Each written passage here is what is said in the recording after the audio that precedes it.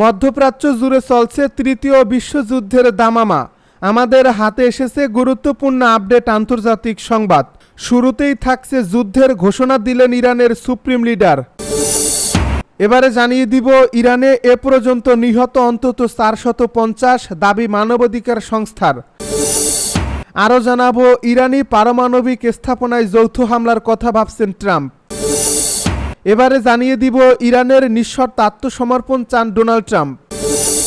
আরও জানাবো তেহরান ছাড়ছেন বাসিন্দারা, বাংকারে ইসরায়েলিরা।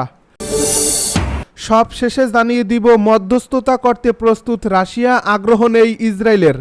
এতক্ষণ শুনছিলেন আপডেট আন্তর্জাতিক সংবাদের শিরোনাম, এবারে বিস্তারিত।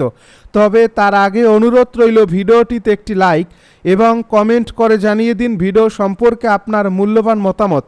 আরও জানিয়ে দিন ভিডিওটি কোথা থেকে দেখছেন বা কোন জেলা থেকে দেখছেন। যুদ্ধের ঘোষণা দিলেন ইরানের সুপ্রিম লিডার।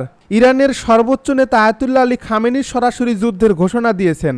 এই ঘোষণা আসে এমন এক মুহূর্তে যখন মার্কিন যুক্তরাষ্ট্রের সাবেক প্রেসিডেন্ট ডোনাল্ড ট্রাম্প প্রকাশ্যে খামেনিকে হত্যার হুমকি দেন। এই বক্তব্যের প্রতিক্রিয়ায় আলী খামেনি এক্সে লেখেন, মহান হায়দারের নামে যুদ্ধ শুরু হচ্ছে। এই বাক্যটি শুধু রাজনৈতিক বিবৃতি নয়, বরং এক গভীর ধর্মীয় ও ঐতিহাসিক বার্তা বহন করে।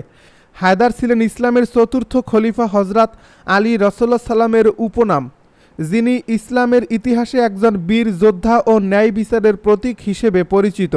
খামেনি এই নাম ব্যবহার করে শুধু ইসরায়েল বা আমেরিকাকে উদ্দেশ্য করেননি, বরং সমগ্র মুসলিম বিশ্বের কাছে একটি বার্তা পৌঁছে দিয়েছেন যে এটি কেবল প্রতিশোধ নয়, এটি জিহাদি চেতনায় পরিচালিত প্রতিরোধ। এই ঘোষণার সঙ্গে সঙ্গে ইরানের সামরিক বাহিনীকে সর্বোচ্চ প্রস্তুতির নির্দেশ দেওয়া হয়েছে। বিভিন্ন সূত্রে জানা গেছে ইরানের রেভলিউশনারি গার্ডের ব্যালিস্টিক মিসাইল ইউনিট ও ড্রোন বাহিনী সক্রিয় অবস্থানে চলে গেছে। ইসরায়েলের দখলদারিত্ব গাজা ও সিরিয়া ইরানি মিত্রদের উপর হামলার জবাবে ইরান সরাসরি ফ্রন্ট লাইনে নামছে, এমন বার্তাই দিচ্ছেন বিশ্লেষকেরা। ইরানে এ পর্যন্ত নিহত অন্তত 450, দাবি মানবাধিকার সংস্থার।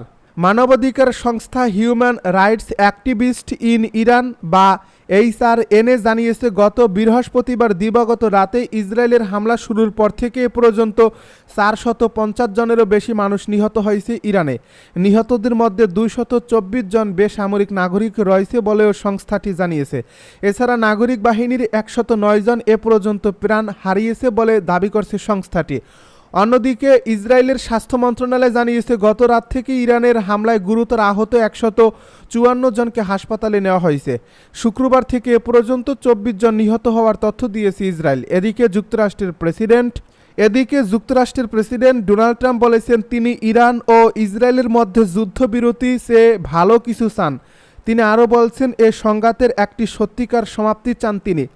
একই সঙ্গে তিনি বলেছেন, ইরানের পারমাণবিক অস্ত্র থাকতে পারে না। ইরানি পারমাণবিক স্থাপনায় যৌথ হামলার কথা ভাবছেন ট্রাম্প।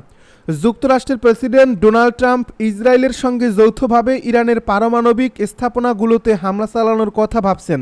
সিবিএস নিউজ এ তথ্য জানিয়েছে। সিবিএসের প্রতিবেদনে বলা হয়েছে, ফোরদোরের মতো গুরুত্বপূর্ণ পারমাণবিক কেন্দ্রগুলো হামলার লক্ষ্য হতে পারে বলে জানিয়েছেন বিষয়টির সঙ্গে সংশ্লিষ্ট একাধিক সূত্র। তবে সূত্রগুলো বলছে, এই বিষয় নিয়ে হোয়াইট হাউসে অনুষ্ঠিত এক বৈঠকে আলোচনা হওয়ার কথা ছিল, কিন্তু ট্রাম্পের ঘনিষ্ঠ উপদেষ্টারা এ ব্যাপারে এখনও পূর্ণ ঐক্যমতে পৌঁছাতে পারেনি। ইরানের নিঃশর্ত আত্মসমর্পণ চান ট্রাম্প। সামাজিক যোগাযোগ মাধ্যম ট্রুথ সোশ্যালে একের পর এক পোস্টে ইরানকে কড়া বার্তা দিয়ে যাচ্ছেন যুক্তরাষ্ট্রের প্রেসিডেন্ট ডোনাল্ড ট্রাম্প। এমনই একটি পোস্টে তিনি ইরানের নিঃশর্ত আত্মসমর্পণ দাবি করলেন। এর আগে ডোনাল্ড ট্রাম্প এক পোস্টে বলেছিলেন, ইরানের সর্বোচ্চ নেতা আয়াতুল্লাহ আলী খামেনিকে যুক্তরাষ্ট্র চাইলেই হত্যা করতে পারে, তবে আপাতত তারা তা করছেন না, কেবলমাত্র মার্কিন সেনা ও নাগরিকদের উপর পাল্টা হামলার ঝুঁকি এড়াতে। ট্রুথ সোশ্যালের পোস্টে ট্রাম্প লিখেছেন, আমরা জানি ইরানের সর্বোচ্চ নেতা কোথায় লুকিয়ে আছেন। তাকে নিশানা করা খুব সহজ, কিন্তু তিনি সেখানে নিরাপদ। আমরা তাকে মারব না, অন্তত এখন নয়। আমরা চাই না নাগরিকদের উপর কিংবা আমেরিকার সেনাদের উপর ক্ষেপণাস্ত্র ছোড়া হোক, কিন্তু আমাদের ধৈর্য ফুরিয়ে আসছে।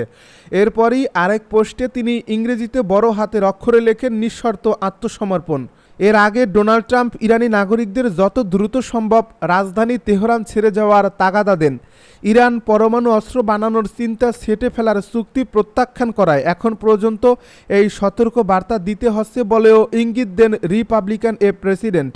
ইরানের উচিত ছিল আমি যে চুক্তিতে স্বাক্ষর করতে বলেছিলাম সেখানে স্বাক্ষর করা। কি লজ্জা, কি পরিমাণ মানুষের জীবনের অপচয়। সহজ করে বলি, ইরান পারমাণবিক অস্ত্র পেতে পারে না, আমি বারবার এটা বলছি। সবারই উচিত দ্রুত তেহরান ছেড়ে চলে যাওয়া। সোশ্যাল মিডিয়া প্ল্যাটফর্ম ট্রুথ সোশ্যালে ট্রাম্প এমনটাই বলেন। G7 সম্মেলনে যোগ দিয়ে কানাডা থেকে হঠাৎ ওয়াশিংটনে ফিরে যাওয়ার পথে এয়ারফোর্স ওয়ানে সাংবাদিকদের সঙ্গে আলাপকালেও ইরানকে নিয়ে কড়া সুরেই শোনা গেছে ট্রাম্পের কণ্ঠে। তিনি বলছেন ইরানের পারমাণবিক সক্ষমতা পুরোপুরি বিলুপ করে দেওয়া প্রয়োজন। তেহরান ছাড়ছেন বাসিন্দারা, বাংকারে ইসরায়েলিরা। ইরান ইসরায়েল সংঘাতে দুই দেশেই বেসামরিক মানুষজনের প্রাণহানি বাড়ছে। হামলা থেকে বাঁচতে রাজধানী তেহরান ছাড়তে শুরু করেছেন বাসিন্দারা। এদিকে যুক্তরাষ্ট্রের প্রেসিডেন্ট ডোনাল্ড ট্রাম্পের তেহরান ছাড়ার আহ্বানের পর এ প্রবণতা আরও বেড়েছে। অন্যদিকে হামলা পাল্টা হামলার শুরু থেকেই দিন রাতের বেশিরভাগ সময় বাংকারে অবস্থান করছেন ইসরায়েলিরা। এএপির যাচাইকৃত একটি ছবিতে দেখা গেছে উত্তর দিকের তেহরানের একটি মহড়াকে যানবাহনের দীর্ঘ সারি এবং বিপরীত লেনে প্রায় কোনো যানবাহনই নেই। বিবিসি জানিয়েছে ডোনাল্ড ট্রাম্পের বার্তার পর মঙ্গলবার তেহরান ছাড়ার প্রবণতা বেড়েছে। সোমবারও কেউ কেউ শহর ছেড়েছেন, যদিও অনেকে শহরেই থেকে গেছেন। অনেকের আবার তেহরান ছাড়ার সুযোগও নেই। এক বাসিন্দা বিবিসিকে বলেন, আমার অনেক প্রতিবেশী তেহরান ছেড়ে চলে গেছেন, কিন্তু আমি রয়ে গেছি। যাব কোথায়? আমার পুরো জীবন তেহরানে কেটেছে। তবে সংকটকালে তেহরান ছেড়ে চলে যাওয়া মানুষের জন্য গ্রামাঞ্চলের মানুষ তাদের বাড়ি খুলে দিয়েছেন। কেউ কেউ আবার যাদের গাড়ি নেই নিজ গাড়িতে করে তাদের দূর দূরান্তে পৌঁছে দিচ্ছেন। যদিও সরকারিভাবে এখন পর্যন্ত রাজধানী তেহরান ছাড়ার কোনো নির্দেশনা দেওয়া হয়নি। বিশ্লেষকদের মতে এটি শত্রুর মানসিক যুদ্ধ এবং মনস্তাত্ত্বিক চাপের অংশ। কিছু অনলাইন ব্যবহারকারীও এই বার্তার পেছনে ভুয়া আতঙ্ক ছড়ানোর কথা বলছেন।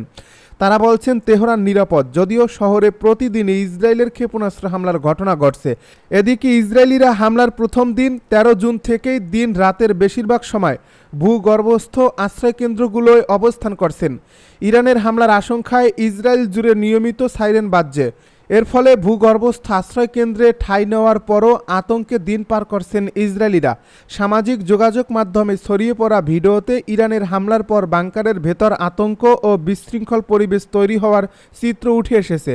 ভিডিওতে দেখা যাচ্ছে শক্তপোক্ত দেওয়াল ও ছাদ ইসরায়েলিদের মাথার উপর ধসে পড়ছে। আতঙ্কিত লোকজন সাহায্যের জন্য দিক বিদিক ছুটছেন। ইরানের সশস্ত্র বাহিনী আগেই বেসামরিক ইসরায়েলিদের সতর্ক করে বলেছিল তারা যেন দখলকৃত ভূখণ্ড পুরোপুরি ত্যাগ করে। ইরানের বিরুদ্ধে আগ্রাসী হামলা চলাকালে বাংকারগুলো তাদের রক্ষা করতে পারবে এমন আশা যেন না করে তারা। ইরান এ পর্যন্ত প্রায় 350টি ক্ষেপণাস্ত্র ছুড়েছে বলে দাবি করছে ইসরায়েল। ইরানের ক্ষেপণাস্ত্র হামলায় এখন পর্যন্ত 24 জন নিহত হয়েছেন বলে জানিয়েছে ইসরায়েলের সেনাবাহিনীর হোম ফ্রন্ট কমান্ড। তারা বলছে নিহত ব্যক্তিদের বেশিরভাগই আশ্রয়কেন্দ্রে ছিলেন না। মধ্যস্থতা করতে প্রস্তুত রাশিয়া, আগ্রহ নেই ইসরায়েলের। ইরান ও ইসরায়েলের মাঝে চলমান সংঘাতের মধ্যস্থতা করতে রাশিয়া প্রস্তুত আছে, তবে ইসরায়েল বাইরের মধ্যস্থতায় আগ্রহী নয়। মঙ্গলবার নিয়মিত সংবাদ ব্রিফিংয়ে ক্রেমলিনের মুখপাত্র দিমিত্রি পেসকভ এই তথ্য জানিয়েছেন। পেসকভ বলেছেন, ইসরায়েল ও ইরানের মধ্যে শান্তি প্রতিষ্ঠায় মধ্যস্থতাকারীর ভূমিকা পালনে প্রস্তুত আছে রাশিয়া, কিন্তু ইসরায়েল বাইরের কোনো মধ্যস্থতায় আগ্রহ দেখাচ্ছে না। ক্রেমলিনের মুখপাত্র দিমিত্রি পেসকভ সাংবাদিকদেরকে বলেছেন, প্রেসিডেন্ট ভ্লাদিমির পুতিন বলেছেন প্রয়োজনে শান্তি আলোচনায় মধ্যস্থতাকারী হতে প্রস্তুত আছে রাশিয়া। তিনি আরও বলেন, বর্তমানে আমরা ইসরায়েলের পক্ষ থেকে যে কোনো ধরনের মধ্যস্থতায় অনীহা দেখতে পাচ্ছি। তারা শান্তিপূর্ণ সমাধানের পথে আসতেও আগ্রহ দেখাচ্ছে না।